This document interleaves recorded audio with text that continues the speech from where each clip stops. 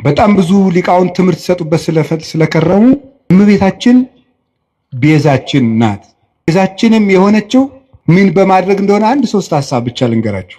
በጣም የሚያስደንቁ ጉዳዮች። ቤዛ ማለት ምን ማለት ነው? ምትክ፣ ለውጥ። መጽሐፌን አንብቡት። ማስታወቂያ እየሰራው ሊሆንብኝ ብሎ ነው እንጂ እኔ አሐቲ ድንግል የምትባለው መጽሐፌ ላይ አንድ ምዕራፍ 6 ላይ ቤዛዊት ዓለም ብዬ ጽፌያለሁ። አንበብ የእናንተ ድርሻ ነው አይደለ? ጉዳዩ ከመነሳቱ በፊት ይሄ ጉዳይ እኔ ወደዚህ ጉዳይ አልመጣሁም። ቀድሜ ግን ሐሳቡን ጽፌያለሁ በዚህ ጉዳይ ላይ። ቤዛ ምትክ፣ ለውጥ፣ ጥብቅና፣ ጠበቃ መሆን፣ መዋጀት፣ አዳኝነት፣ መታደግ እንደማለት ነው። ለጌዛ ቤዛ ሲባል የራሱ ትርጉም አለው። ብዙ ሊቃውንት ብዙ ስላሉበት እዚህ ጉዳይ ብዙ ማለት አልፈልግም። እመቤታችን ቤዛ ስንላት ከጌታ ጋር አስተካክለን ሳይሆን ለውጥ ማለት ነው። ምንድነው ለውጥ? ከመጀመሪያይቱ ሴት የጎደሉ ነገሮች ነበሩ። ያንን በዚያችኛይቱ ሴት ምትክ ይዛ በመገኘት ነው ይዛ የሆነችው የሔዋን ለውጥ በመሆን የመጀመሪያው እናታችን ሔዋን እምነት ጎድሏት ነበር። ሁለተኛይቱ ሔዋን ድንግል ማርያም ምን አደረገች? እግዚአብሔርን ትወልጃለሽ፣ የምትወልጂው በድንግልና ነው አለ። ይህ ነገር እንዴት ነው ሊሆን የሚችለው ብላ ጠየቀች። እኔ ወንድ አላውቅም። ቅዱስ ጎርጎርዮስ ዘንዚናዙ ይህን ሲተረጎመው ወንድ አላውቅም ማለት እስከ ጭራሹ ከወንድ ጋር የመኖር ሐሳብ የለኝም ማለቷ ነው ይላል። ሌሎችም ቅዱስ አትናቴዎስ፣ ቅዱስ ቄርሎስ ተርጉመውታል። ሶስቱም እስከ ፍጻሜው ድረስ ሕሊና የራሱ የታተመ ነው ማለቷ ነበረ። እግዚአብሔር የሚሳነው ነገር የለም ማለት ነው። ለእግዚአብሔር የሚሳነው ነገር የለም። ትወልጃለሻል፣ እንደ ቃልህ ይደረግልኝ። ልብ በሉ። ዛሬ አምላክ ሰው ከሆነ በኋላ ሰዎች ሁሉ እንዴት አምላክ ይሆናል እያሉ ማመን አቅቷቸዋል፣ ታምር ከተደረገ በኋላ። ድንግል ማርያም ግን ሆኖ የማያውቅን ምስጢር ለመጀመሪያ ጊዜ ያመነችው የመጀመሪያይቱ ምእመን ናት።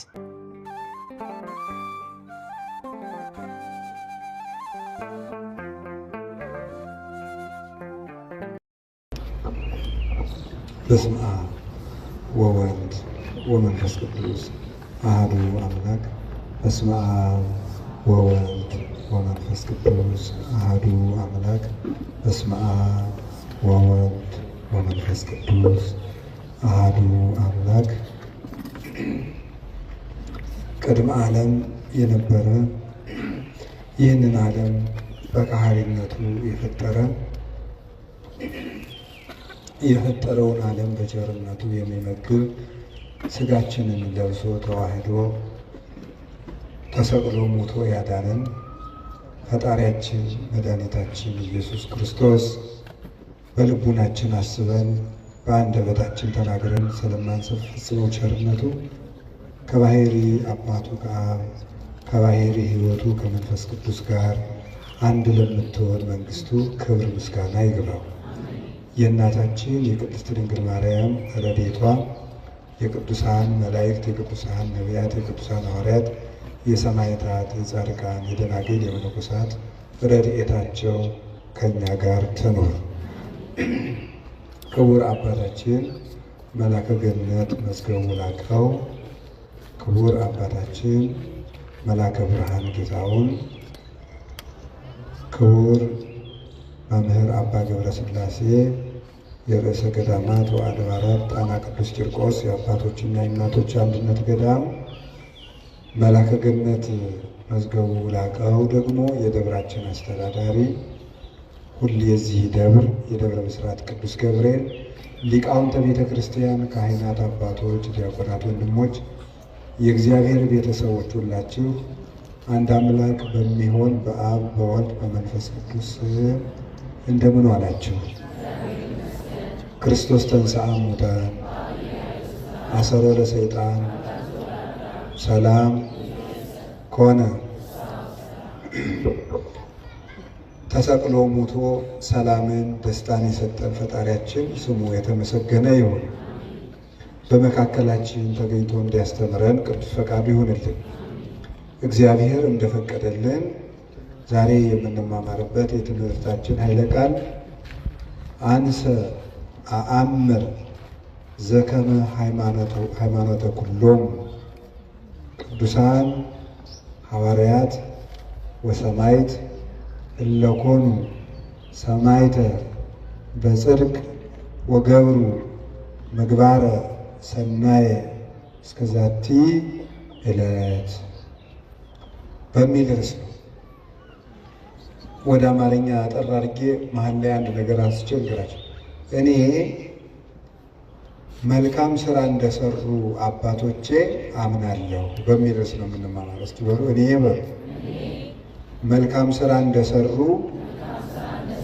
አባቶቼ አምናለሁ። እስኪ በሉ እኔ በሉ መልካም ስራ እንደሰሩ አባቶቼ አምናለሁ። ሶስተኛ እኔ መልካም ስራ እንደሰሩ አባቶቼ አምናለሁ። ሃይማኖተ አበው ምዕራፍ 62 ከቁጥር 2 ላይ የምናገኘው ኃይለ ቃል ነው። ቃሉን የተናገረው ቅዱስ ዮሐንስ አፈወርቅ ነው የተናገረው። ቅዱስ ዮሐንስ አፈወርቅ እኔ ጌታዬ ኢየሱስ ክርስቶስን በተመለከተ የማምነው እንደ አባቶቼ ነው።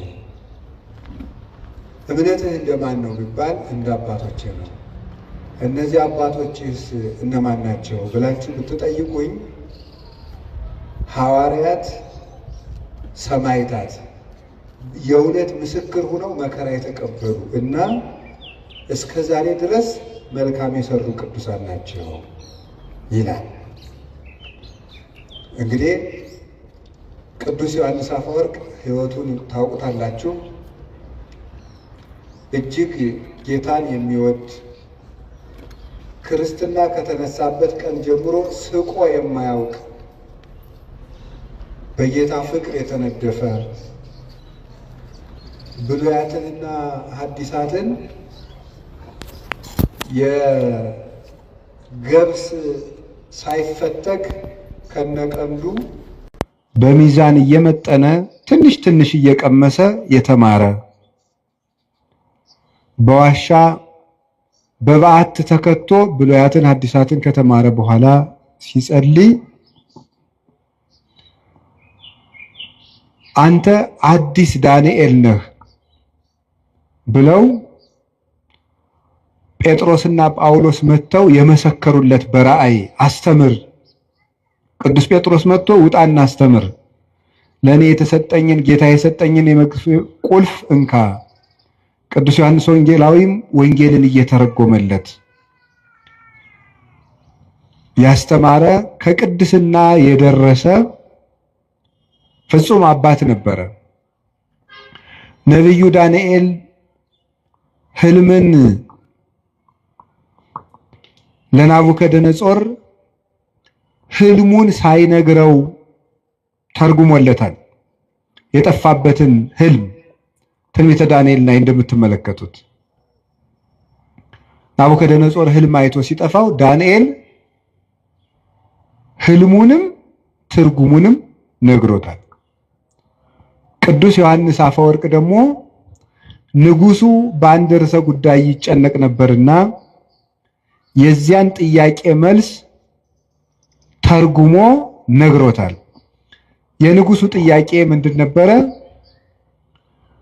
ኢያእመራ ዮሴፍ እስካመ ወለደት ወልደ ዘበኩራ፣ ዮሴፍም የበኩር ልጇን እስከምትወልድ ድረስ አላወቃትም የሚል ነው። የማቴዎስ ወንጌል ምዕራፍ 1 ላይ ያለ ዮሴፍም የበኩር ልጇን እስከምትወልድ ድረስ አላወቃትም የሚለውን ንጉሱ ይጨነቃል። አወቀ በመጽሐፍ ቅዱስ እገሌ እገሊትን አወቃት ማለት ሴትና ወንድ አንድ በሚሆኑበት ግብር አንድ ሆኑ ማለት ነው። ታዲያ እመቤታችንን ዮሴፍ የበኩር ልጇን እስከምትወልድ ድረስ አላወቃትም ማለት ከዚያ በኋላ አውቋታል ማለት ነው እያለ ንጉሱ ይጨነቅ ነበር። ከዕለታት አንድ ቀን ንጉሱ ቴዎዶሲዎስ ጥያቄው መምህሩን ዮሐንስ አፈወርቅን ሲያገኝ ጥያቄው ይጠፋዋል። ሲሄድ ትዝ ይለዋል። ከዕለታት አንድ ቀን ተጫውተው ሲለያዩ መምህር አንተን ሳገኝ ጥያቄ ይጠፋኛል፣ ከሄድክ በኋላ ይረብሸኛል አለ። ምንድነው ጥያቄ? ጥያቄውን ነገረው። የበኩር ልጇን እስክትወልድ ድረስ አላወቃትም ማለት ከዚያ በኋላ አወቃት ማለት ነው አለው። አይ አይደለም፣ እስክትወልድ አላወቃትም የተባለበት ምክንያት እመቤታችን ጌታን የወለደች ዕለት 5 ነገሮችን አይቶ ዮሴፍ የአምላክ እናት መሆኗን ተረዳ ማለት ነው። እስከዚያ ድረስ ግን አላወቃትም። ቢነገረውም አምላክ ከዚያ በፊት ሰው ሆኖ ስለማያውቅ ዮሴፍ ያንን መረዳት የሚችልበት አቅም አላገኘም ነበረ። የልደት ዕለት ግን ሰብአ ሰገል መጥተው ሲገብሩ፣ እረኞች ሲያመሰግኑ፣ መላእክት ሲያመሰግኑ፣ ብርሃን በቤተልሔም ሲገለጥ፣ ኮከቡ በሁለት መንገድ እየተጓዘ ሲመጣ አይቶ ኮከቡ መጥቶ እመቤታችን ከወለደችበት ላይ መጥቶ ሲቆም አየ። ሰብአ ሰገል 3 ነገስታት መጥተው ሲገብሩለት አየ። ብርሃን ቤተልሔምን ሲሸፍናት አየ። እረኞች የሰማይ ምስጋና ተገልጦላቸው ሲያመሰግኑ አየ። መላእክት ከሰው ጋር ወርደው ሲያመሰግኑ አየ። ይህንን እስከሚያይ ድረስ አምላክን እንደወለደች አላወቀም ነበረ። ይህንን ነው ያላወቀው እንጂ ከወለደች በኋላ አወቀ ማለት አይደለም። አወቀ የሚለው 2 ይተረጎማል። አባ ጊዮርጊስም ይናገራል። አይመራሰ ዘሀበ ክሌፍና ይተረጎም። አወቃት የሚለው በ2 ይተረጎማል። ሀበ አይምሮ ወእያይምሮ፣ በማወቅና ባለማወቅ። ሀበ ሩካቤ ወኢሩካቤ፣ ወይም ወንድና ሴት አንድ በመሆናቸውና ባለመሆናቸው ይተረጎማል። በእውቀት ይተረጎማል። በእውቀት በማወቅ አዲስ ነገርን በመገንዘብ በመረዳት ይተረጎማል። አላወቃትም ማለት ወላዲት አምላክ መሆኗ ጭንቅ ሆኖበት ነበረ። ስትወልድ ግን ተረጋገጠለት ማለት ነው። በዚያውም ላይ ፍጻሜ የሌለው እስከ ነው። ዳርቻ የሌለው እስከ። ይኸውም ይታወቅ ዘንድ በመጽሐፍ ቅዱስ ፍጻሜ ያለው እስከና ፍጻሜ የሌለው እስከ አለ። ለምሳሌ እስከ ዓመት ትብሉ ቡሩክ ዘይመጽእ በስመ እግዚአብሔር፣ በእግዚአብሔር ስም የሚመጣ የተባረከ ነው እስከምትሉ ድረስ ሲል እስከ ይናገራል። ከዳን እስከ ቤርሳቤ ሲል እስከ አለው ወሰን ያለው ነው። ኢተመይጠ ቋ እስካመ ነትገ ማያ አይህ፣ የጥፋት ውሃ እስከሚጎድል ድረስ ቁራው አልተመለሰም ነበር። ከዚያ በኋላ ተመለሰ ማለት አይደለም። ፍጻሜ የሌለው እስከ ነው። ኢወለደት ሜልኮል እስካመ ሞተት፣ ሜልኮል እስከምትሞት ድረስ አልወለደችም። ከወለደች በኋላ ከሞተች በኋላ ወለደች ማለት አይደለም። ፍጻሜ የሌለው ሰው እገሌ እስከሚሞት ድረስ ንስሐ አልገባም ቢባል ከሞተ በኋላ ንስሐ ገባ ማለት አይደለም። ይህ ፍጻሜ የሌለው እስካለ ይህንን ለመግለጥ ነው ብሎ ተረጎመል። ዳንኤል ለናቡከደነጾር የጠፋበትን ህልም እንደተረጎመለት አንተም የጠፋብኝን ጥያቄ ተርጉመህልኛል፣ አዲሱ ዳንኤል ነህ ብሎ የተናገረለት ከጀርባው የነበረችው የእመቤታችን ስዕልም ሰናየ ተናገርከ ዮሐንስ አፈወርቅ፣ ሰናየ ተናገርከ ዮሐንስ ልሳነ ወርቅ፣ አንደበትህ የጠራልህ ዮሐንስ ሆይ በጎ ተናግረሃል ብላ ስዕሊቱ አንደበት አውጥታ እስክትመሰክርለት ድረስ የደረሰ አባት ነበረ። ብሉያቱን ሐዲሳቱን ሲተረጉም የቅዱስ ጳውሎስን መልእክታት በሚተረጉምበት ጊዜ ቅዱስ ጳውሎስ ራሱ ተገልጾ እጁን ጭኖበት ይውል ነበር። በአካል በሚጽፍበት ጊዜ ቅዱስ ዮሐንስ አፈወርቅ ሹመት የማይወድ ፍጹም አባት ነው። ቅስና ሊሾም በተባለ ጊዜ ለጓደኛው ለባስልዮስ ሲነግረው እኔ ካህን መሆን አልፈልግም ማለት ቄሱን ሲባል ቅስና ለማምጣት ካህን መሆን አልፈልግም። ለምን? ሁለት ምክንያቶችን ቢያንስ ልንገራቸው። እሱ ከዘረዘራቸው ጌታ ቅዱስ ጴጥሮስን ከትንሣኤ በኋላ ተገልጦ የዮና ልጅ ስምዖን ሆይ ትወደኛለህ ሆይ ካለው በኋላ ጌታ ሆይ እንድወድህ አንተ ታውቃለህ ባለው ጊዜ እኔን የምትወደኝ ከሆነ ለፍቅር ምልክት በጣም ብዙ ጊዜያትን ጹም፣ እኔን የምትወደኝ ከሆነ መሬት ላይ ተኛ አላለውም። ያለው በጎችን ጠብቅ ነው ይላል። ካህን መሆን ማለት የክርስቶስን በጎች መጠበቅ ነው። ለክርስቶስ የምናሳየው የመጨረሻው ፍቅርም በጎቹን መውደድና መጠበቅ ነው። እኔ ለዚህ አደራ የምበቃ ሰው አይደለሁም። በዚያውም ላይ አስበው የሚያድሩ በጎችን መጠበቅ አልችልም። ክርስቶስ የሞተላቸውን በጎች አስነጥቃለሁና ብሎ እምቢ ብሎ ተገዶ የተሾመ ሰው ነው። ዛሬው ደግሞ ተመልከቱ፣ ተገዶ እንኳን ከዚያ በላይ ያለውን ኤጲስቆጶስነት፣ ጳጳስነት፣ ፓትርያርክነት ሊመኘው ይቅርና ቅስና እንኳን አይገባኝም፣ እንዴት የክርስቶስን በጎች እኔ መጠበቅ እችላለሁ ብሎ ጵጵስና ደግሞ ከዚያ በላይ ያለ ዕዳ ነው። አባ መቃርዮስ የሚባል አባት ጳጳስ ሆኖ ለእናቱ ሂዶ የው ጳጳሱኝ እናቴ አላት። እንዲሁ ነከማይህ ሙተ ተገንዘህ ባይ ይሻለኝ ነበር አለች። ለምን እናቴ ሲላት ቀድሞ የምትጠየቅ በራስ ኃጢአት ብቻ ነበር፣ አሁን ግን በሕዝብ ኃጢአት ጭምር ትጠየቃለህ አለችው። ሰዎች አንረዳው። ቅዱስ ዮሐንስ አፈወርቅ እንዲህ አለ ርኅሩህ፣ ድሃ የሚወድ የድሆች ጠበቃ፣ የምጽዋት አባት፣ ፊት አይቶ የማያዳላ የፈለገው ሁሉ እንዲያገኘው በከተማው መሃል ፓትርያርክ ሆኖ ብቻውን ሲመላለስ የሚገኝ ለአንዲት ድሃ መሬት ብሎ የቤተ መንግስት ነገስታትን የሚገስጽ እውነተኛ የቤተ ክርስቲያን አባት፣ አንደበቱ የጠራለት ነገሩ የተከናወነለት ፍጹም አባት ነው። የቤተ ክርስቲያን ሽልማት ነው። በአማን አፈወርቅ በአማን አፈ ጳዝዮን ዘያሰረግዋ ለቤተ ክርስቲያን በምድር አሳቲሁ፣ ቤተ ክርስቲያንን በድርሰቶቹ የሚያስጌጣት የሚሸልማት እውነትም አፈ ዕንቁ አፈ ማር ነው ይለዋል አባ ጊዮርጊስ። መናፍቃንን የሚለያቸው ቆርጦ የሚጥላቸው አፈ መጥባይት፣ ለምእመናን በስብከቱ መራራውን ክህደት የሚያረቅላቸው አፈ ሶከር አፈ መዓር ነበር ይላል። ከቃሉ ጋር ናቸው።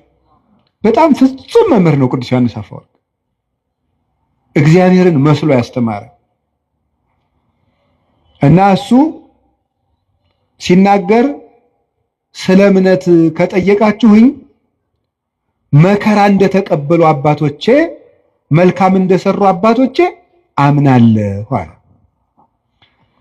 ይሄው እሱም አባቶቹን መሰለ። እምነት ደብዳቤ ከሆነ ምግባር ደግሞ ማህተም ነው። አልቦ ዘያነጤኒ እስመ ማኅተመ ሥጋሁ ለክርስቶስ እጸውር በሥጋዬ። ቅዱስ ጳውሎስ ሲናገር ገላትያ ምዕራፍ 6 ላይ ሲናገር የክርስቶስን ማህተም በሥጋዬ ተሸክሜያለሁና ማንም አያድክመኝ ይላል። የክርስቶስ ማህተም ያለው በክርስቶስ ስም መከራ መቀበል ነው። በክርስቶስ ስም ያመኑ ለዘመኑም ቅርብ የነበሩ በሱ ሕግ ጸንተው ምግባር የሰሩ ለምግባራቸውም መከራ የተቀበሉ እነዚህ እውነተኛ መምህራን እነዚህ ናቸው። እሱም እንደዚህ አድርጎ ነው ያስተማረን። እየተሰደደ እየተገረፈ እየራበው እየጠማው ነው ያስተማረን።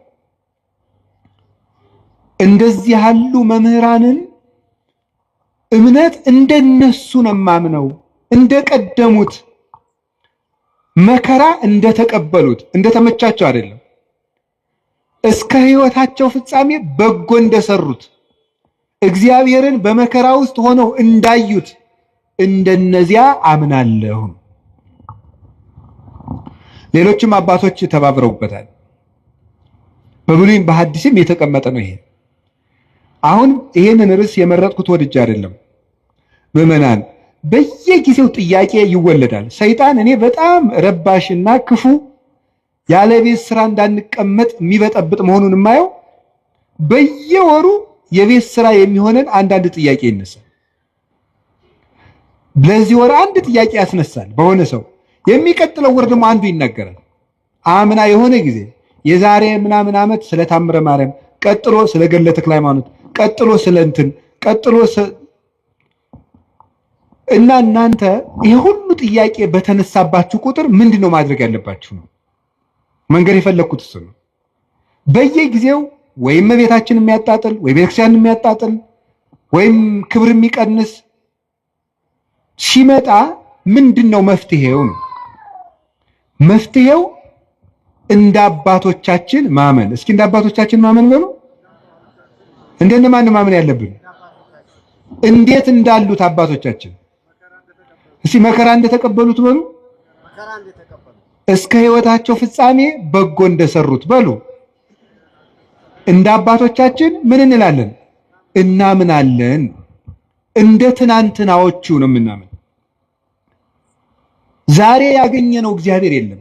ሃይማኖት በውሳኔ የሚገለጥ አይደለም። ሰዎች ተሰብስበው የሚወስኑት አይደለም። የተገለጠ እውነት ነው። የተገኘ ሐሳብ አይደለም። የተወሰነ ሐሳብም አይደለም።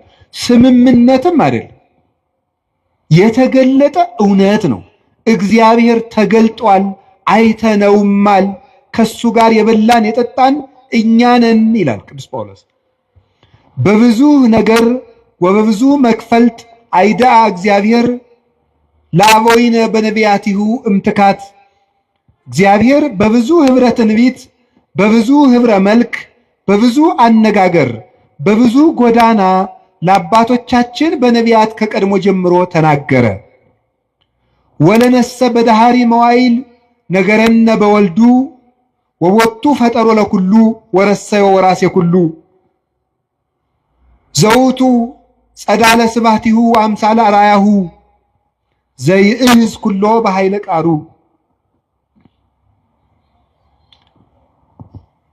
ምን ይላል? ለኛ ግን በመጨረሻው ዘመን ዓለምን በቃልነቱ ከዊን በፈጠረበት ባህሪውን ባህሪ አድርጎ ሁሉን ወራሽ በሆነ የአብ ባህሪው በሆነ የአብ የክብሩ ጸዳል በሆነ አምሳለ አራያሁ በመልክ የሚመስለው በባህሪ የሚተካከለው ዘይዝ ኩሎ በኃይለ ቃሉ ሁሉን በእጁ በያዘ በአንድ ልጁ ተናገረን ይላል። በአንድ ልጁ ተናገረን። እሱም ወለሊሁ ገብረ በአካለ ህላዌሁ በዘያነጽ ኃጣዊነ። እሱም በገዛ ደሙ ኃጢአታችንን ካነጻ በኋላ ወነበረ በየማነ እበዩ ዘበሰማያት በግርማው ቀኝ ተቀመጠ። እስመ ብሂለ ነቢር ያእምር ሀበ ዘኢተልእኮ። ተቀመጠ ማለትም ተልእኮ የለበትም ማለት ነው ይላል ቅዱስ ዮሐንስ አፈወርቅ ሲተረጉመው ዕብራውያን ምዕራፍ 1 ከቁጥር 1 እስከ 3 ያለውን። ስለዚህ እግዚአብሔር ተገልጧል። አንደኛ ዮሐንስ ምዕራፍ 1 ላይ ምን ይላል? ንሕነ ንነግረክሙ ንዜንወክሙ በይንተ ነገረ ሕይወት ዘሃሎ እምቅድም ዘሰማይናሁ ወዘርእይናሁ ወዘገሰሳሁ እደዊነ። እኛ ግን በጆሮአችን የሰማነውን በዓይናችን ያየነውን በእጃችን የዳሰስነውን የሕይወትን ቃል እንነግራችኋለን ይላል። እግዚአብሔር ተገልጧል። እግዚአብሔር አብ በልጁ ተገልጧል። እግዚአብሔር መንፈስ ቅዱስ በወልድ ተገልጧል። እግዚአብሔር ወልድ አብን ሰብኮናል፣ መንፈስ ቅዱስን ሰብኮናል። እሱን አይተን አብን አይተነዋል፣ መንፈስ ቅዱስን አይተነዋል። ለእግዚአብሔርሰ አልቦ ዘርእዮ ግሙራ አላ ውእቱ ወልድ ኃይል ዛሎ ውስተ ጽናው ውእቱ ነገረነ። እግዚአብሔርን ያየው አንድስ እንኳ የለም፣ በቅፉ ያለ በእሪናው ያለ አንድ ልጁ እሱ ነገረን እንጂ ተብሎ እንደተነገረ ዮሐንስ 1 ቁጥር 18 ላይ እግዚአብሔር ወልድ እግዚአብሔር አብን እግዚአብሔር መንፈስ ቅዱስን እንድናውቅ ነግሮናል። እውነት ተገልጧል፣ ሕይወት ተገልጧል። ነይነሰ ነአምር ከመ መጽአ ወልደ እግዚአብሔር ወሀበነ ልበ ከመ ናእምሮ ለእግዚአብሔር በጽድቅ ወሀለውነ በአሚን በወልደ እግዚአብሔር ዘውቱ እግዚአብሔር ዘበአማን። እኛ ግን የእግዚአብሔር ልጅ እንደመጣ እግዚአብሔርን እናውቅ ዘንድ ልብ እንደሰጠን እናውቃለን። በእግዚአብሔር ልጅ በማመንም እስከ ዛሬ ድረስ አለን። እርሱም እውነተኛ የባሕርይ አምላክ እግዚአብሔር ነው። አንደኛ ዮሐንስ ምዕራፍ 5 ቁጥር 20 ላይ እግዚአብሔር ወልድ ተገልጧል። ያንን የተገለጠውን እውነት ነው የምንኖረው። ሃይማኖት ወስነን አናውቅም። ሃይማኖትን ተስማምተን አልሰራንም። ሃይማኖትን ፈልገን አልተገኘንም። ሃይማኖት ተገልጦልን የያዝነው። ከዚህ በኋላ ሌላ መምህር አይመጣም። የመምህራን ማህተም ኢየሱስ ክርስቶስ ነው። መምህራችን ኢየሱስ ክርስቶስ ሆይ ሲባል በቅዳሴ ያልሰማችሁ? የመምህራን ራስ የመምህራን ማህተም እሱ ነው። ሰው ሁሉ ቢያስተምር ወደ ክርስቶስ ለመድረስ ነው። ሌላ ትምህርትም የለም። አልቦ ዘይክል ሳርሮ ዘእንበለ ዘተሳረረ፣ ከተመሰረተው መሰረት በቀር ሌላ መመስረት የሚችል ማንም የለም። ያንን የተገለጠውን እውነት እንዴት አድርገን ነው የምናገኘው? ማን የሚናገረው ነው እውነት? አንዱ አንዱን ይለናል፣ አንዱ አንዱን ይለናል። የማን ነው እውነት? የማን ነው ትክክል? ትናንትን ስናይ እውነትን ማወቅ እንችላለን። ትናንትን ስናይ በኦሪት ዘዳግም ምዕራፍ 32 ቁጥር 8 ላይ እንዲህ የሚል ቃል አለ። ተዘከሩ መዋዕለ ትካት ወለበው ዓመታተ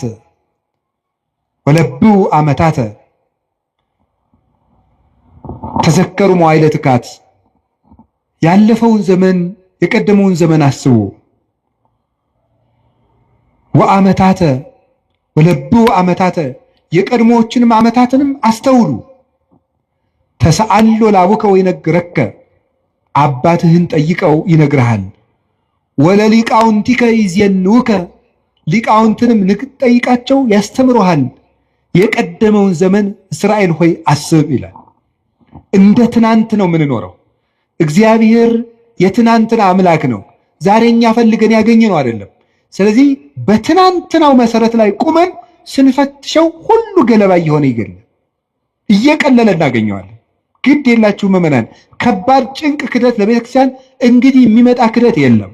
የትናንትናው ነው እየታደሰ ብቅ የሚል አንዳንድ ቀን ትናንትና እነ አርዮስ የተካዱት እነ ንስጥሮስ የካዱ ሌሎች ያሉት ነው የሚመጡት፣ ሌላ አይመጣም። የትናንትናው ክደት ዛሬ የሚመጣ ከሆነ መድኃኒቱ ምንድን ነው? የትናንትናውን መልስ ማወቅ ለዛሬው ክደት መድኃኒት ነው። የዛሬው ክደት ነገ የሚመጣ ከሆነ የዛሬውን መልስ ማወቅ ለነገው ክደት መድኃኒት ነው።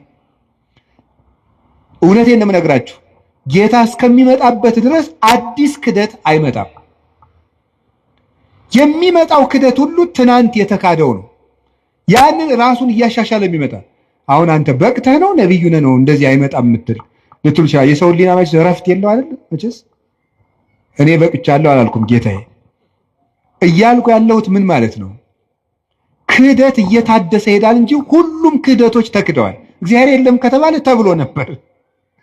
ድንግል ማርያም እንዲህ ናት ተብሎ ማለት ከሆነ ተብሎ ነበር። ትናንት የተባለ ሁሉም ተብሏል። ያ ግን ዘመናትን ትውልዱ ረስቶታል ተብሎ ሲታሰብ ይቆይና ሰይጣን ብቅ ያደርገዋል። የዚያን ጊዜ ሆ ብለን እንደነግጣለን። ግን አዲስ ነገር የለም። እንዳትታወቁ ከፈልጋችሁ ትናንትን እወቁት። እግዚአብሔር በኦሪት ዘዳግም እስራኤል ታሪክህን እወቅ ነው። ታሪክህን እወቅ እንዳትጠፋ። የትናንትናውን ዘመን ጠይቅ። ማን ነው የምትጠይቅ? አባቶችህን ጠይቃቸው ይነግሩሃል አለ። በምግባር የወለዱህን በተግባር የወለዱትን ላመኑት እምነት በተግባር የኖሩትን የትናንትናዎችን አባቶች ጠይቁ። ሊቃውንትን ጠይቃቸው ይነግሩሃል። የትናንትናዎችን ሊቃውንት ባልኩ እንግዲህ እኔን ማለት አይደለም፣ ወይም ገሌን ማለት ወይ አባ ገሌን አይደለም፣ ወይ መጋቢ ሐዲስ ገሌን እያልኩ አይደለም። የትናንትናዎችን ሊቃውንት ከህይወታቸው ጋር የኖሩትን ጠይቋቸው። መጽሐፋቸው አለላችሁ። ለምን ነው የምትሸበሩት? አለ እኮ ለሁሉ ነገር አባቶቻችን እነሱ መከራውን ገፈታ ቀምሰው ለኛ ሁሉን ነገር ሰርተውልን ሄደዋል። ቅዱስ ጳውሎስስ ምን አለን? ጌታ በመኃልየ ዘሰሎሞን ደግሞ የተናገረውን ንገራቸው።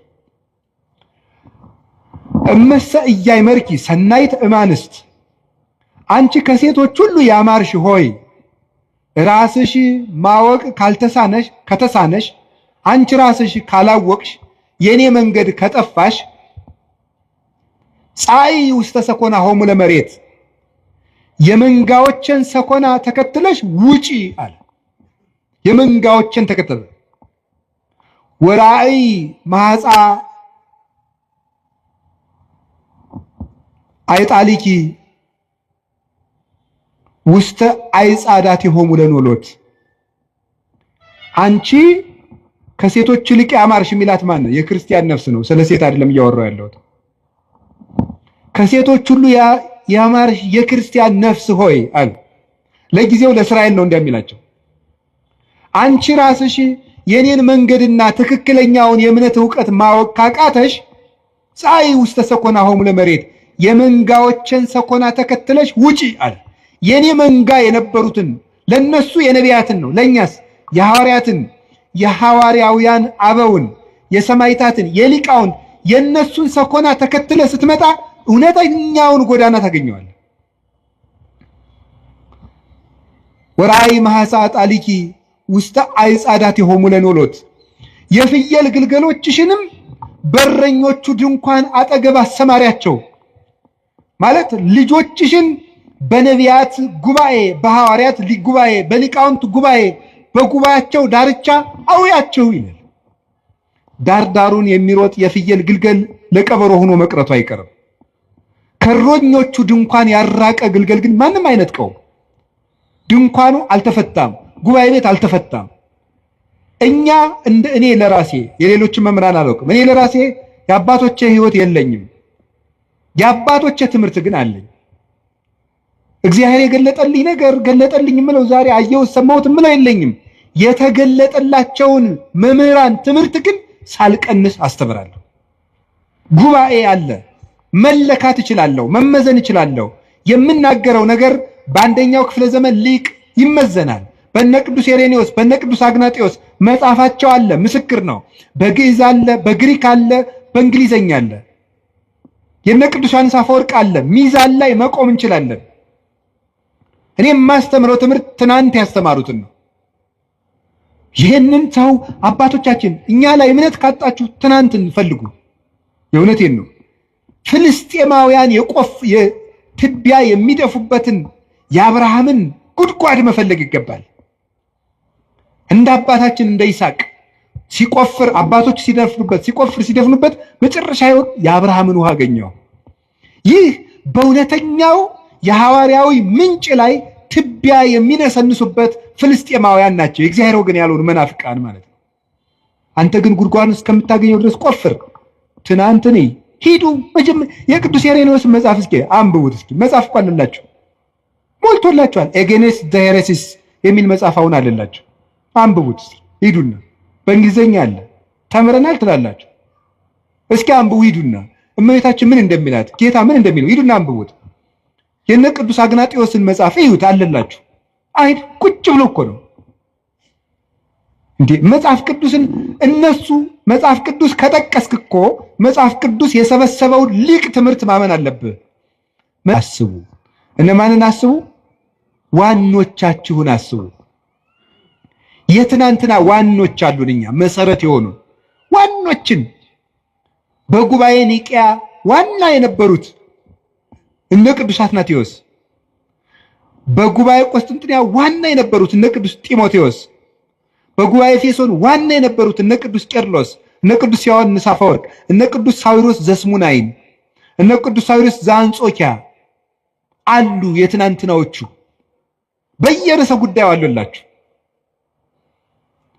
የሚያበጥሯት እመቤታችን የባህሪያችን መመኪያችን፣ ትምክህታችን፣ ምልክታችን እንደሆነች ንስጥሮስን ጳጳሱን ቁጭ አድርጎ የሰበከው የቅዱስ ጵሮቅለስ ትምህርት ወይም የቅዱስ ኤራቅሊስ ትምህርት አለላችሁ።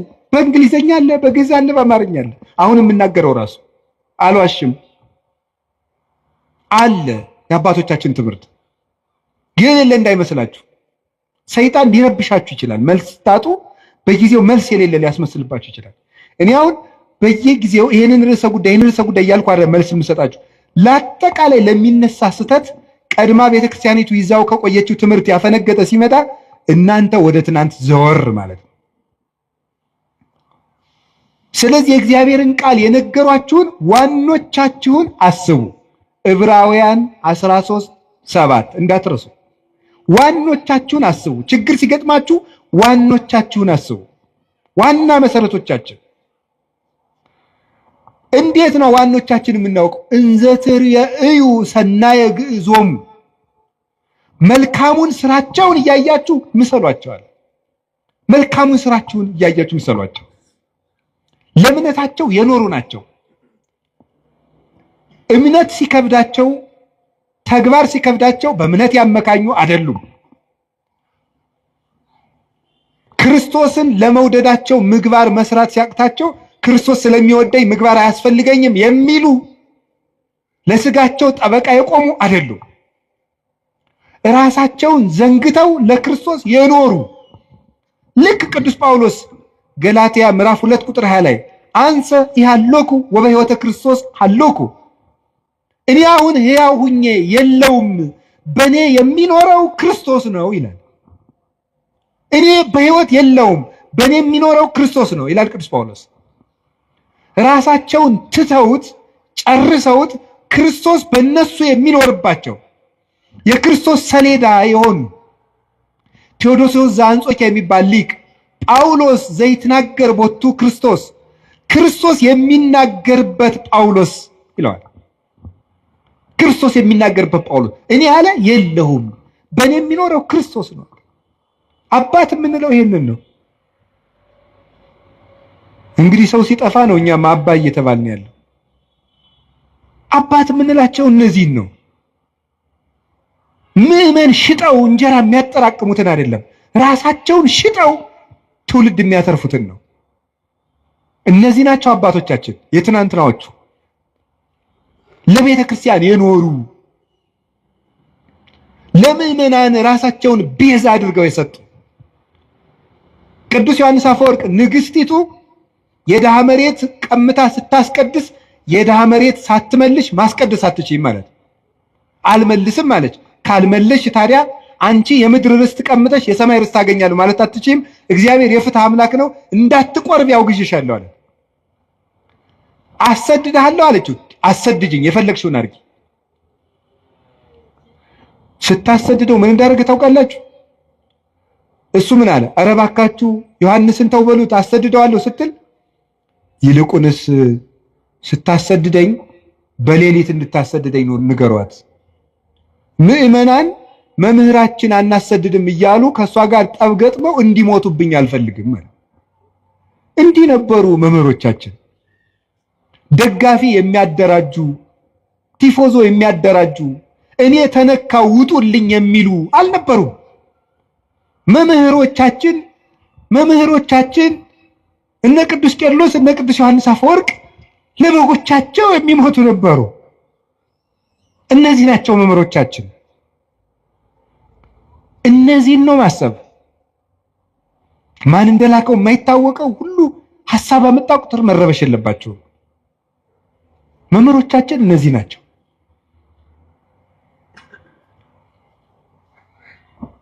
መልካሙ ስራቸው ምስክራቸው ነው። ቅዱስ ቄርሎስ ደግሞ እንዲህ አለ። ሃይማኖተ አበው ምዕራፍ 78 ቁጥር 2 ላይ ንሕነሰ በይንተ ስርዓተ መድኃኒነ ነአምን ከመ እምነተ አበዊነ ቅዱሳን፣ እኛስ ስለ ጌታችን ስለ መድኃኒታችን ስለ ኢየሱስ ክርስቶስ ተዋሕዶ ንጹሐን ክቡራን እንደሆኑ እንደ አባቶቻችን እናምናለን። ንሕነሰ ንተሉ እምነተ አበዊነ ቅዱሳን ዘእንበለ ተወላውሎ፣ እኛ ግን ንጹሐን ክቡራን የሚሆኑ የአባቶቻችንን ሃይማኖት ቀኝም ግራም ሳንል እንከተላለን። እስመ ሶበ አንበብነ መጻሕፍተ እልክቱ ሰራይነ አልባቢነ፣ የእነሱን መጽሐፍ በተመለከትን ጊዜ ልቡናችንን ወስነን ገተን ይዘነዋልና። የእነሱ መጽሐፍ ማሰሪያችን ነው፣ የልቡናችን ማህተም ነው። ልቡናችን በአባቶቻችን መጽሐፍ አርፏል ይላል ቅዱስ ቄርሎስ። ወኢናብ ካላ ሃይማኖት ዲበ ሃይማኖት ርትዕት፣ በቀናች ሃይማኖታችን ላይ ሌላ ነገር አንጨምርበት። እንዴት? የቀና ጎዳና እንሄዳለንና በጥርጊያ ጎዳና የምንሄድ ነን ይላል ቴዎዶሲዎስ ተቀብሎ። ንጉሥ በሄደበት ጎዳና የምንሄድ ነን። የንጉሥ ክርስቶስን ጎዳና የምንከተል ነን። ቅዱስ ሳዊሮስ ዘአንጾኪያ ሃይማኖተ አበው ምዕራፍ 85 ቁጥር 10 ላይ ሲናገር ዝውእቱ አእምሮ ዘያድኅን ዘተወከብናሁ ቅድመ እምአበዊነ ቅዱሳን ለባሰያን እግዚአብሔር። እግዚአብሔርን ከለበሱ እግዚአብሔር ካደረባቸው ከንጹሐን አባቶቻችን አስቀድመን የተቀበልነው የሚያድን ሃይማኖት ይህ ነው ይላል። የሚያድን ሃይማኖት ከንጹሕ አባት የተገኘ ነው። ንጹሕ አባት ሰንሰለቱን ያስተላልፈው ነው። ልብ በሉ፣ የስህተት ትምህርቶችን የሚያስተላልፉ ሰዎች ወይ አድርባዮች ናቸው፣ ወይ ሆዳም ናቸው፣ ወይ ሹመት ፈላጊዎች ናቸው፣ ወይ ምስጋና ፈላጊዎች ናቸው። ንጹሕ ትምህርት ያስተማረውን አባት ሂድና እየው። ዮሐንስ አፈወርቅ ትሁት፣ ቅዱስ ቄርሎስ ትሁት፣ ቅዱስ ኤፍሬም እንደው ትሁት፣ እኔ ጌታ ያንተን ወንጌል ማስተማር አይገባኝም ብሎ ዋሻ ውስጥ ዶ የሚሸሸግ ነበር ቅዱስ ኤፍሬም። አንተ በልልና የሰበከውን ወንጌል እኔ ትቢያው እንዴት አድርጌ ያስተምረዋለሁ እየተባለ እያሉ እዩዋቸው። እነ ቅዱስ ኤጲፋኒዎስ ሹመት አልፈልግም እያሉ በአዝመራ መካከል ጠፍተው ከተደበቁበት ታስረው ተይዘው እየመጡ ነበር የሚሾሙት። የክርስቶስ ትምህርት ያደረበት አባት የክርስቶስን ሕይወት ያሳያቸዋል። እንደው አባቶቻችን ይሄን የዕብራውያንን ሲተረጉሙ የቀደሙ አባቶቻችን ዋኖቻችሁን አስቡ የሚለውን ሲተረጉሙ በጎ እውነተኛ እምነት ያለው ምግባር የሌለው መምህር ቢኖር ይላል። መከተል ይገባል አይገባም? ምግባር ያለው አንደበቱ የለሰለሰ ሃይማኖቱ የጠመመ አባት ቢኖር መከተል ይገባልን ቢሉ ይላል። ይሄን አይገባም፣ በለሰለሰ ምግባሩ እያታለለ ወደ ክህደት ያደርሳልና። የሃይማኖቱ የቀና መምህር ግን ከሆነ ምግባር እንኳ ባይኖረው እያደር ይሰራዋል ይላል። አሁን ላለው አሁን ያለ መምህር ታዲያ ቅዱስ ካልሆነ አንስማው ብትሉ እናም እንዲያማ ከሆነ እኔ ማርፌ እቀመጣለሁ። ምስጢሩ ምንድነው? አሁን ያለን መምህር የምንሰማው የትናንትናዎቹን እስካስተማረን ድረስ ነው። ከዚያ ከወጣ ቆርጠን እንጥለዋለን። ለስጋ በሚመች ፈጠራ ልቦለድ ለነገስታት በሚመች የሚሰብክ ከሆነ መምህራችን አይደለም። መቅድመ ኩሉ ሐሊ ከመትጽና በርትዕት ሃይማኖት፣ ከሁሉ አስቀድመ በቀናች ሃይማኖት መጽናትህን አረጋግጥ፣ አጽና፣ አስብ። ወባይቱ ኢታጥሪ ዘንተ ማበስጋ ወደም። ግን ይህንን ሃይማኖት ከስጋዊ መምህር አገኘዋለሁ አትበል። ቅዱስ አትናቴዎስ ሃይማኖተ አበው ላይ ሲናገር አስቀድመህ ወዳጄ ከሁሉም ስራ አስቀድመህ የቀና ሃይማኖት እንዳለህ እርግጠኛ ሁን። የቀና ሃይማኖትን ግን ምድራዊ ነገር ከሚያሳድድ ሰው አገኘዋለሁ አትበል። እስመ ለሊሁ ይቤ ብፁዕ አንተ ስምዖን ወልደ ዮና እስመ ይከሰተ ለከ ዘንተ ዘሥጋ ወደም።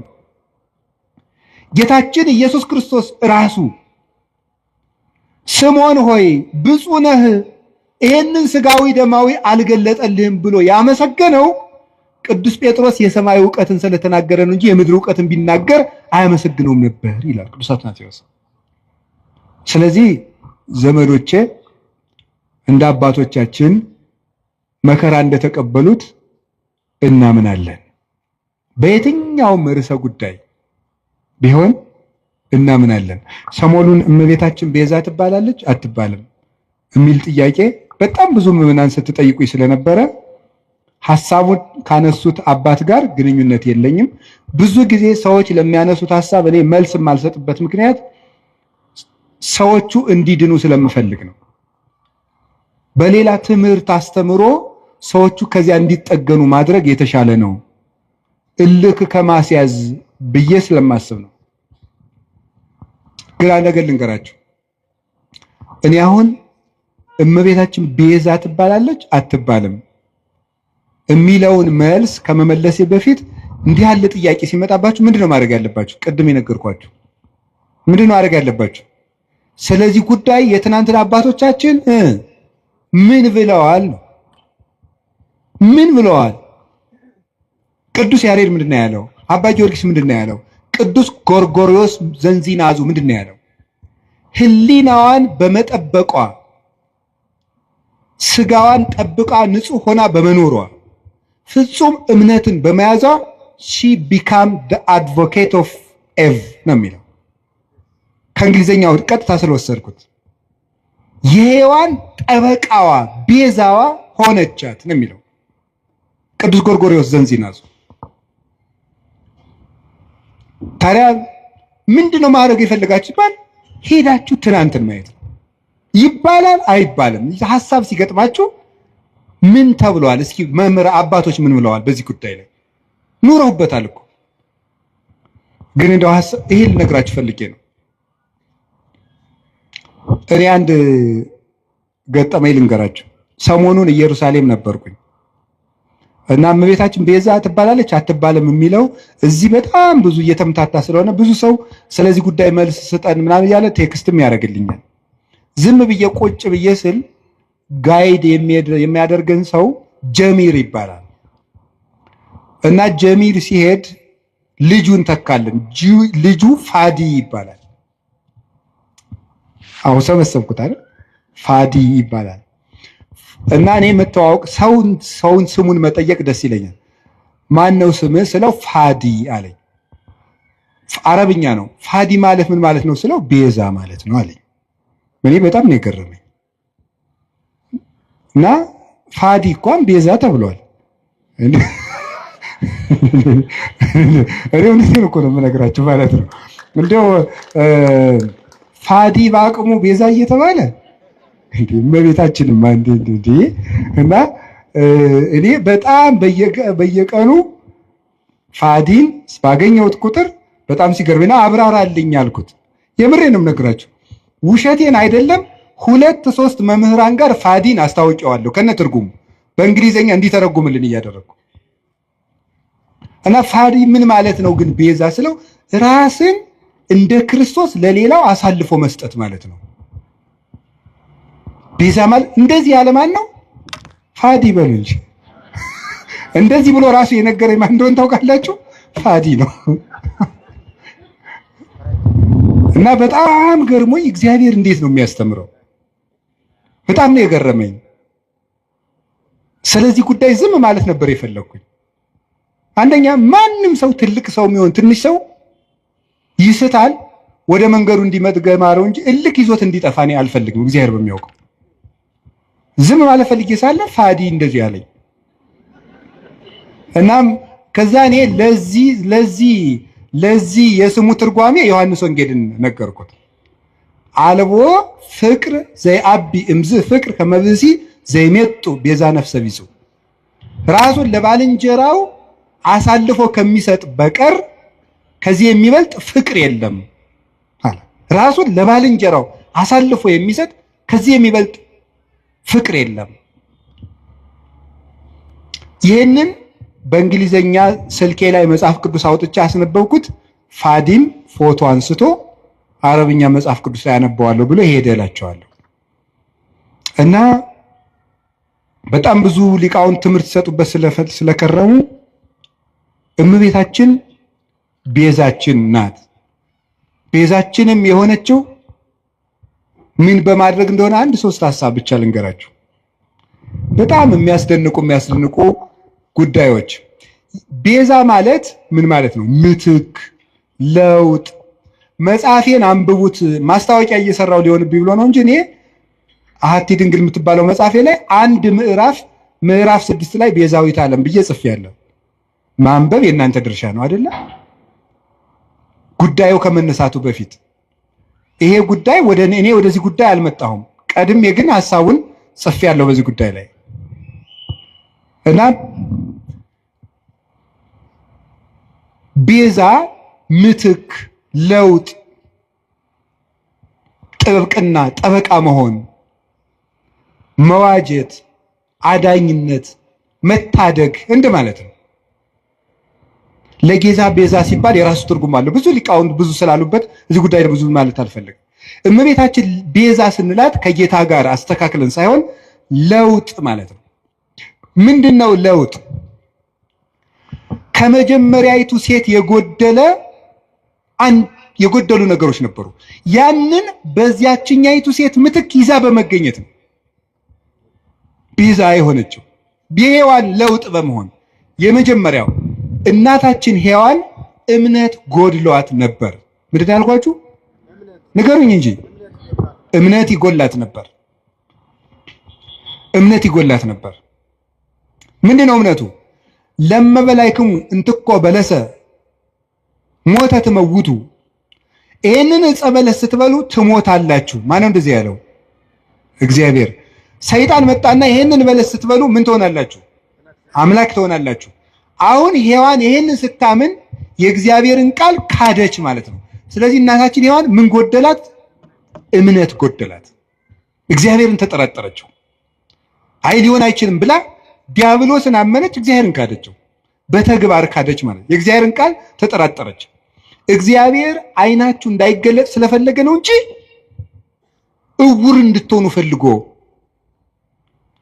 እውሩናችሁ እንዲቀሩ ፈልጎ ነው እንጂ ስለምትሞቱ አይደለም ብሎ ዲያብሎስ ሲነግራት አሃ ነው ብላ የእግዚአብሔርን ሐሳብ ተጠራጥራ የዲያብሎስን ተቀበለች። አሁን የመጀመሪያይቱ ሴት እምነት ስላጣች በዚያ እምነት ማጣት ምክንያት ሞት ወደዚህ ዓለም ገባ። ከዚያስ ሁለተኛይቱ ሔዋን ድንግል ማርያም ምን አደረገች? እግዚአብሔርን ትወልጃለሽ፣ የምትወልጂው በድንግልና ነው አለ። ይሄ ነገር እንዴት ነው ሊሆን የሚችለው ብላ ጠየቀች።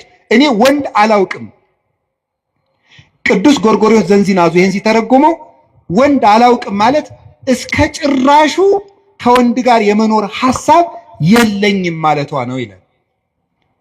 ሌሎችም ቅዱስ አትናቴዎስ፣ ቅዱስ ቄርሎስ ተርጉመውታል። ሶስቱም እስከ ፍጻሜው ድረስ ሕሊና የራሱ የታተመ ነው ማለቷ ነበረ። ታዲያ ምን አለ?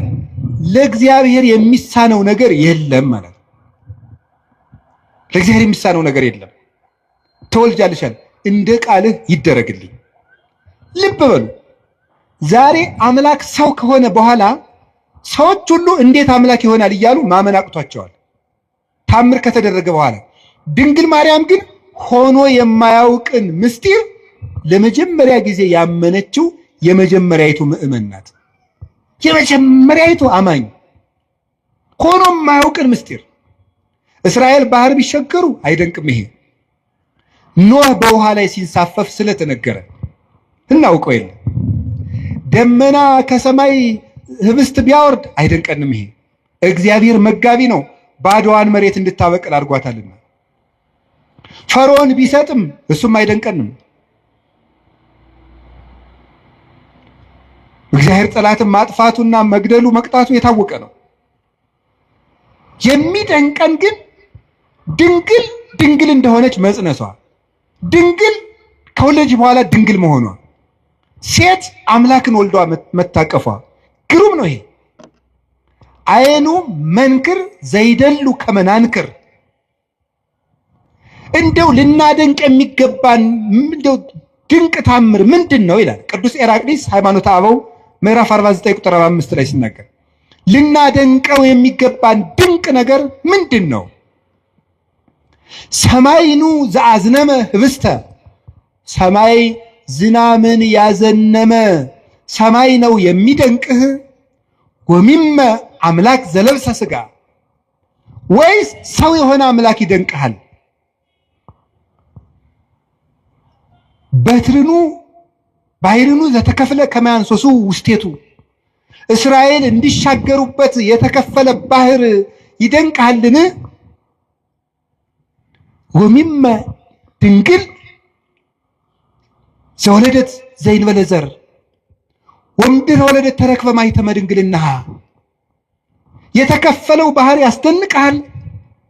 ወይስ ያለ ዘር የጸነሰች ያለ ወንድ ዘር የወለደች ከወለደች በኋላ ድንግልናዋ ታትማ የምትኖር ሴት ትደንቅሃለች። አንተ ይሁዳዊ ለመትብለኒ ምን ትውቱ ታምራት ዘተገብረ በኀቤክሙ፣ በእናንተ ዘንድ የተደረገ ታምራት ምንድን ነው?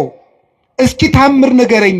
ክርስቲያኖች የምትመኩበት ምን ታምራላችሁ የምትለይ ከሆነ ምን ትውቱ ጽንስ ዘይንበለ ዘር ወወሊድ ዘይንበለ መወልዲት ወምድረ ወለደት ተረክበ ማኅተመ ድንግልና። አንተ ያለ ዘር መጽነስ ምንድን ነው? ከወለደች በኋላ ድንግል መሆን ምንድን ነው? ኮኩኒ ዛንቃ ማየ ውሃ ያፈለቀ አለት ይደንቅሃልን? ወሚመ መስቀል ዘቀደሰ ዓለመ፣ ወይስ ዓለምን የቀደሰ መስቀል ይደንቅሃል? ምን ትውቱ ስርቀተ ስብሐተ እግዚአብሔር፣ የእግዚአብሔር ብርሃን በቤተልሔም መገለጡ ምንድን ነው? ስብሐተ ኖሎት የእረኞች ምስጋና ምንድን ነው? ወውረተ ኮከብ በክሌፍና ኮከቡ ከሰው መሃል እየተሰወረ ብቻውን እየተገለጠ መሄዱ ምንድን ነው? ሐዊር በውስተ ባሕር እንዘ ይርህስ ሀገሪሁ፣ እግሮቹ ሳይረጡበት በባህር ላይ መራመድ ምንድን ነው? ሐዊረ አንካሳን የአንካሶች መሮጥ ምንድን ነው? የሙታን መነሳት ምንድን ነው? ተገሰጽ እምዝንቱ ታምር ወስግድ ለዘተሰቅለ። ይህን ታምር አይተህ አንተ ሰው ተገሰጽ፣ ተማር፣ ለተሰቀለው አምላክም ስገድ ይላል። ታምር ይሏችኋል የድንግል ማርያም ማኅፀን። ይህን የሚደንቀን ሁኖ የማያውቅን ነገር ያመነች ብፅዕት ኤልሳቤጥም እንዲህ ነበር ያለቻት፣ ብፅዕት አንቲ እንተ ተአምኒ ከመ ይከውን ቃል ዘነገሩኪ፣ ከእግዚአብሔር ተልከው የነገሩሽ ቃል እንደሚሆን የምታምኝ አንቺ ብፅዕት ነሽ። ያመንሽ አንቺ ብፅዕት ነሽ። ሔዋን የሌላትን እምነት ይዛ በመገኘት የሔዋን ጠበቃዋ ድንግል ማርያም ናት፣ ቤዛዋ ናት። አንድ ሁለተኛስ ድንግል ማርያም ይዛው የተገኘችው አንድ ድንቅ ነገር አለ። እሱ ምን እንደሆነ ታውቃላችሁ? ትህትና ይባላል። ሔዋን ምን አደረገች መስላችሁ? አምላክነትን ነው የተመኘችው አይደል? በለስን ስትበላ አምላክነትን መመኘት የትዕቢት የመጨረሻው ነው። ድንግል ማርያም ከዛሳ ሊቃውንት ተረጉሙላሉ መስላችሁ? ትህትና ዘይት ነው፣ መንፈስ ቅዱስ ወይም የመንፈስ ቅዱስ ጸጋ መብራት ነው ይላሉ። ዘይቱ ሲያልቅ መብራቱ ምን ይላል? ይጠፋል። ትህትና ከሰው ሰውነት ሲጠፋ መንፈስ ቅዱስ ከሰው ምን ይላል? ይርቃል። አዳምና ሔዋን የትህትናቸው ዘይት ሲያልቅባቸው የመንፈስ ቅዱስ ብርሃን ከነሱ ራቀ። ራቁታቸውንም ሆኑ። በለስም ቅጠል ቆርጠው አገለደሙ አዳምና ሔዋን። ድንግል ማርያምሳ የአምላክ ተፈሥሒ ፍሥሕት ኦ ምልዕተ ጸጋ እግዚአብሔር ምስሌኪ፣ ደስተኛይቱ ወይ ደስ ይበልሽ ሲላት እንዲህ ያለ ሰላምታ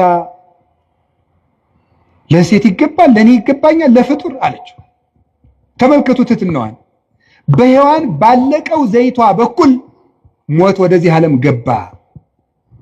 ትሕትናን በተሞላችው እውነተኛይቱ የሕይወታችን ማሰሮ በድንግል ማርያም በኩል መንፈስ ቅዱስ መጣ። ዘይቱ ካለ መብራቱ እንደሚኖር ትሕትና ካለበት መንፈስ ቅዱስ ይኖራል እና ይሄ እንዴት ያለ ሰላምታ ነው ባለች ጊዜ ጸጋን የተመላሽ ሆይ ያሰኘት ይሄ ነው። ሙሉ ናት እመቤታችን። ትሕትና የጎደላትን የእናቷን ትሕትና ይዛ በመገኘት የሔዋን ቤዛዋ ናት። በትሕትናዋ ትሕትና አያችሁ ዘመዶች፣ በእምነት ማጣት ሞት በሔዋን ጆሮ ገባ። በድንግል ማርያም እምነት ሕይወት ቃል በሷ ወደ እሷ ማህፀን ገባ። በሔዋን እምነት ትሕትና ማጣት ሞት ወደኛ ገባ። በድንግል ማርያም ትሕትና ሕይወታችን ክርስቶስ ከሷ እንዲወለድ ሆነ። የትሕትናዋ በር ነው አምላክ ልጇ ይሆን ዘንድ ወደ እሷ እንዲወርድ ያደረገው። ትሕትና የቅድስና ሁሉ መሰረት ነውና ከቃሉ ጋር ናችሁ።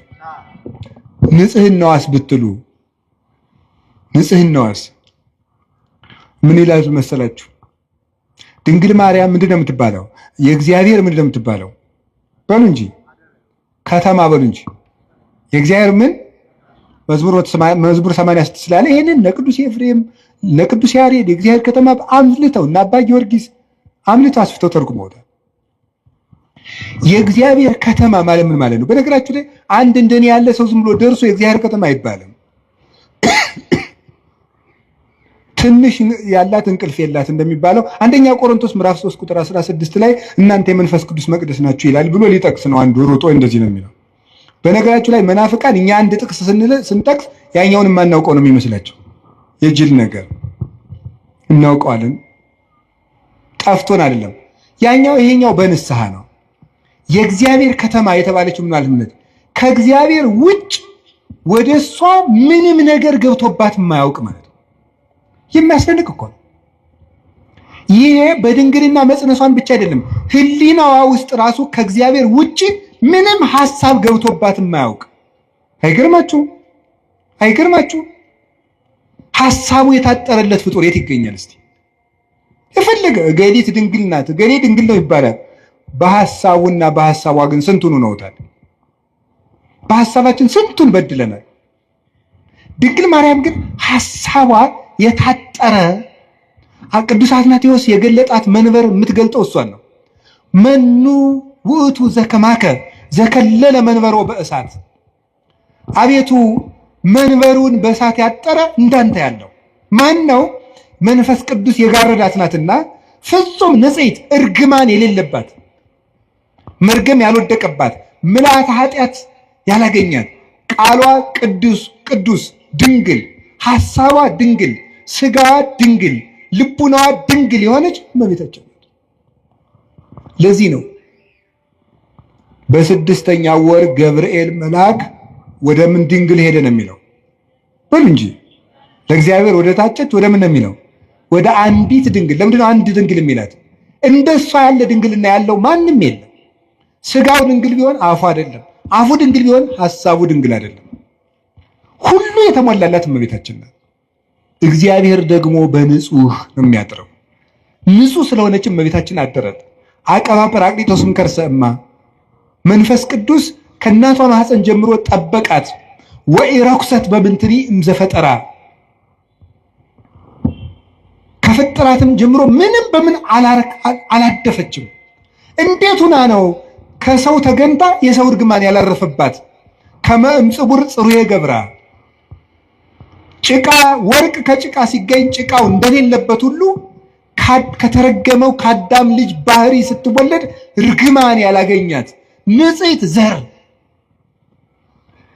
ጽጌ ሃይማኖት ዘጸገየት በማይከለ አስዋክ ይላታል ቅዱስ ያሬድ።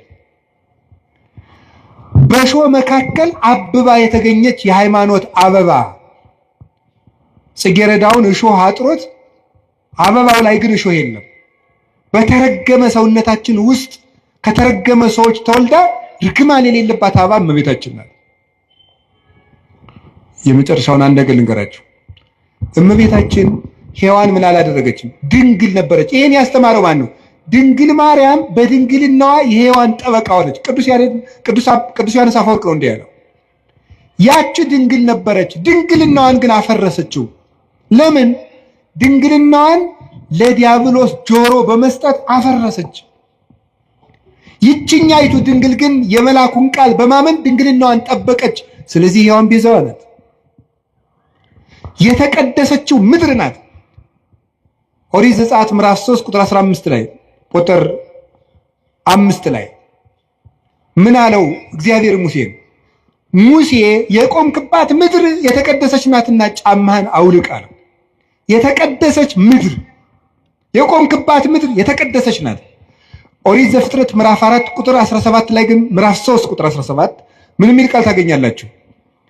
አዳም መሬት አንተ ወትገብ ውስተ መሬት፣ መሬት ነህ ወደ መሬትነት ትመለሳለህ። እርግምተ ትኩን ምድር በእንቲአከ፣ ምድር በአንተ ምክንያት የተረገመች ትሁን። ሶከ ወአሜከላ ለይቁልከ፣ እሾህና አሜከላ ይብቀልብህ አለው። ምድር በአንተ ምክንያት የተቀደሰች ትሁን፣ የተረገመች ትሁን አለው። ምድር ሙሴን ደግሞ የቆምክባት ምድር የተቀደሰች ናት አለው። እንዴት ነው ምድር የተረገመች ከሆነች የተቀደሰች ምድር የተገኘችው? በተረገመ ምድር ውስጥ ሙሴ የቆመባት መሬት የተቀደሰች እንደተባለች በተረገመው ሰውነታችን መሃል እርግማን ያላረፈባት የተቀደሰችው አማናዊ ሊቀ ካህናታችን ንጉሳችን ኢየሱስ ክርስቶስ የቆመባት ቅድስቲቱ ምድር ድንግል ማርያም ናት። ምን አለ ቅዱስ ዮሐንስ አፈወርቅ? ተፈሥሒ ኦግዝቴ ቅድስት ድንግል ምድር ቅድስት እንተ በጽሐኪ እግዚአብሔር እንዘ ይጽአንዲ በደመና ብሩህ ወወአ ውስቴትኪ። እግዚአብሔር በብሩህ ደመና ተጭኖ መጥቶ በማህፀንሽ ያደረ ቅድስት ምድር እመቤቴ ማርያም ሆይ ደስ ይበልሽ ማለት ለዚህ ነው። ቅድስት ምድር እርግማን የሌለባት ሰውነቷን ንጹህ አድርጋ ጠብቃ ያቀረበች እሷ ናት። መጨረሻ ላይስ የምነግራቸው ድንግል ማርያም ለሔዋን በመታዘዝ ቤዛዋ ናት። እስኪ በመታዘዝ በሉ። በምን? በመታዘዝ ሔዋንን አትብይ ወይም አዳምን አትብላ። ይሄ ምንድን ነው? ትእዛዝ በሉ እንጂ አፍርሰው ምን አሉ? በሉ። ባለመታዘዛቸው ምን መጣ? ሞት። በአንድ ሰው አለመታዘዝ ሞት ወደዚህ ዓለም ገባ አይደለም የሚለው? ገባ። አለመታዘዛቸው። ይችኛይቱ ድንግልስ እውነተኛይቱ ድንግል ማርያም እሷሳ ምንድናት? ታዘዘች። አምላክን ትወልጃለሽ፣ እሺ ይደረግልኝ። መታዘዝ። ቀጥሎስ ልትወልድ 9 ወር ሞልቷት ልትቆጠሪ መንገድ ሂጂ፣ እሺ። እንዴ እምትወልጂው ንጉስ ነው ታብዬ ሲያበቃ የምድር ንጉስ ሊቆጥረኝ መሄድ ምንድን ነው ያላለች? እሺ ብላ የታዘዘች። እሺ ወልዳሳ ሲያበቃ ወደ ግብፅ ሂጅ፣ እሺ። ወደ ግብፅ ስትሄድ ስንት ዓመቷ ነው? የ15 ዓመት ልጅ መንገድ ሄዳ ማታውቅ አገር ማታውቅ ከ600 ኪሎ ሜትር በላይ በእግሯ በእስራኤል የብርድ ወራት ነው የተሰደደችው። ቸነፈር እያሳደዳት አውሬ ይገጥማት አታውቅ። ሂዳ የምታርፍበት ቤት ዘመድ የላት። እሺ ተንከራተተች፣ ተሰደደች። ተመልሰሽ ናዝሬት ነኝ፣ እሺ። እና እሷ ቤዛ ያልሆነች ማንም ይሆናል? ሁሉን እሺ እያለች እየታዘዘች አንድ ቀን አንደበቷን ገልጣ ያላማረረች ከማመስገን በቀር ልጇ ውሃውን ጠጅ አድርግ ልጄ፣ ጊዜ ገና አልደረሰም፣ እሺ። ጊዜ ገና አልደረሰም ያላት ይላል ቅዱስ ጎርጎርዮስ ዘንዚናዙ በዕለተ ዓርብ ባንቺ ልጅነቴ የምታዘዝበት ቀን ገና አልደረሰም እያላት ነው ይላል። ደሙን አፍሶ ስጋውን ቆርሶ ግን እነሆ ያንቺ ልጅ እንደመሆኔ የምታዘዝበት ቀን ዛሬ ነው። ይሄው ልጅሽ። በዮሐንስ አንጻር ራሱን ነበር ይሄው ልጅሽ የሚላት። እነሆ ልጅሽ፣ ሂጅ ከሱ ጋር፣ እሺ። እንደ ድንግል ማርያም ያለ ታዛዥ በምድር የለም። እግዚአብሔር የሚፈልገው ምንድነው? የሚወደኝ ቢኖር ቃሌን ይጠብቃል። ቃሉን በመጠበቅ ለሔዋን ቤዛ ሆና አምላክ እንዲያድርባት የአምላክ እናት ለመሆን የበቃች እመቤታችን ቅድስት ድንግል ማርያም እምነቷን፣ ትህትናዋን፣ ታዛዥነቷን፣ ፍጹም ድንግልናዋን፣ ንጹህ ሕዋሳቷን ይዛ በመቅረብ ለልብሰተ ሥጋ የሔዋን ቤዛዋ ናት። እንዲህ ያለውን ነገረ ማርያም እና ነገረ ክርስቶስ ጥሩ ስራ እንደሰሩት መከራ እንደተቀበሉት አባቶቻችን እናምናለን። የአክል ሃይማኖት ዘአልቦ ጥልቀት፣ ነውር የሌለበት ሃይማኖት በቂ ነው። ቅዱስ ቄርሎስ ወእምነት በቅድስት ድንግል ከመይእቲ ወላዲተ እግዚአብሔር በሥጋ፣ ድንግል ማርያም እግዚአብሔርን በሥጋ እንደወለደች ማመን በቂ ነው ይላል። ነገ እመቤታችን ናት። እመቤታችን ለኛ ምልክታችን ናት። አደገ ልንገራቸው። በጉባኤ ኤፌሶን ጊዜ ንስጥሮስ ሲመጣ ምን ይዞ እንደመጣ ታውቃላችሁ? 50 ወታደሮችን አስጭኖ ነው የመጣው። ወደ ጉባኤ ሲመጣ ቅዱስ ቄርሎስ ወደ ኤፌሶን ሲሄድ ምን ይዞ ነው? ወላዲተ አምላክ የሚል ጽሑፍ እንደ ታፔላ ጽፎ ከጳጳሳት ፊት ለፊት አድርጎ ነበር የደረሰው።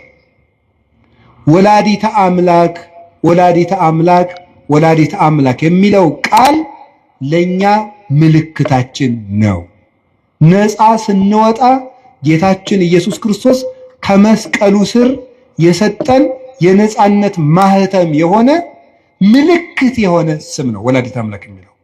ጌታሳ በስሙ የሚቀድሰን በደሙ ያነጻን ምህረቱን የሚያድለን፣ ድንግል ማርያም ግን ወደ ክርስቶስ ምህረት የምታደርሰን የእምነታችን ምልክት። እንደውም ቅዱስ ዮሐንስ አፈወርቅ የሚናገረው ልናገርና ልጨርስ። ወእሰብክ እመንገለ ድንግልናሃ ለማርያም፣ የድንግል ማርያምን ድንግልና ምልክት አድርጌ ክርስቶስን እሰብከዋለሁ። እስኪ በሉ ሁላችሁ የድንግል ማርያምን ድንግልና በሉ። ምልክት አድርጌ ክርስቶስን እሰብከዋለሁ። ምኑን ምልክት አድርጌ? እኛ የተሰቀለውን ክርስቶስን እንሰብካለን አይደል ያለ ቅዱስ ጳውሎስ። ክርስቶስን ለመስበክ የማንን ድንግልና ምልክት እናደርጋለን? የእናቱ ድንግልና። የእናቱ ድንግልና ክርስቶስን በሰበክንበት ሁሉ ክርስቶስ አምላክ ለመሆኑ ምልክታችን ነው። እሷ ድንግል ናት፣ ድንግል በሉ። እሷ እናት ናት በሉ። ስለዚህ ስንት ናት ግን? እሱ አምላክ ነው፣ እሱ ሰው ነው። ስንት ነው እሱ? እሷ ድንግል ናት። ስትወልድ ድንግልናዋ ተለውጧል አልተለወጠም? እሱ አምላክ ነው። ሰው ሲሆን አምላክነቱ ተለውጧል አልተለወጠም? አልተለወጠም። እሷ ድንግል በመሆኗ እናትነት ቀርቶባታል አልቀረባትም? እሱ አምላክ በመሆኑ ሰውነቱ ተለውጧል አልተለወጠም? እሷ ቀድሞ ምንድናት? ድንግል በሉ። በጸነሰች ጊዜ ምንድናት? ከወለደች በኋላ ምንድናት? እሱ ከመወለዱ አስቀድሞ ምንድነው? አምላክ በሉ። ተጸንሶ ሳለ ምንድነው? ከተወለደ በኋላ ምንድነው? የድንግል ማርያም ድንግልና የማይለወጠው ድንግልናዋ ለማይለወጠው ልጅቷ ምልክታችን ነው። ትናንትም ድንግል ዛሬም ድንግል ነገም ድንግል፣ ትናንትም አምላክ ዛሬም አምላክ ነገም አምላክ ብለን ለመስበካችን ምልክታችን እሷ ናት። ኢየሱስ ክርስቶስ ዘትማልም ወክመ ውእቱ እስከ ለዓለም። ኢየሱስ ክርስቶስ ትናንትም ዛሬም እስከ ዘላለሙ ድረስ ሕያው ነው። እኔ ግን መከራ እንደተቀበሉ በጎ ስራ እንደሰሩ አባቶቼ አምናለሁ። ስብሐት ለእግዚአብሔር። ይቆየን።